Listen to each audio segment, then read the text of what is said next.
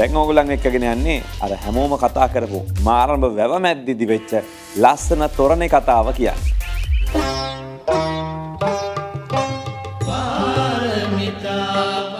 අකුරැස්ස මාරඹ වැවේ තොරණ කියන්නේ අපේ රටේ තොරණ අතර ලොකු ඉතිහාසයක් තියෙන පරණම වගේම විශේෂ තොරණක්.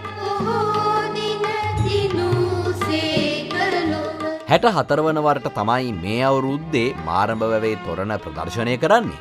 මාරඹ ජානක දහනායක කලාකරුගේ පවුල මාරඹ ගම් 18 බාල මහලු තරුණ සැමගේ දායකත්වයෙන් සැදැහැති දනන්ගේ ශක්තියෙන් තමයි මේ අවුරුද්දෙත් මේ මාරඹ වැවේ තොරණ නිර්මාණය කරලා තියෙන්නේ.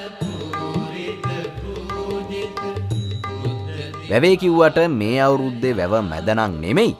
වැව් ඉස්මත්තේ තමයි මාරඹ තොරණ නිර්මාණය කරලා තියෙන්නේ.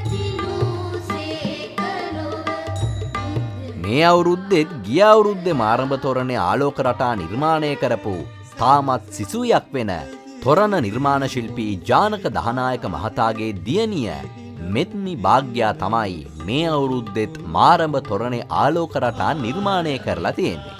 විදුලි බුබුලු 1,10,000කින් ආලෝක රටා 500ක් පමණ නිරූපණය වෙන පරිදි ඇය මේ අවුරුද්දේ මාරඹ තොරණ ආලෝක රටාවන්ගෙන් හැඩ කරලා තියෙනවා.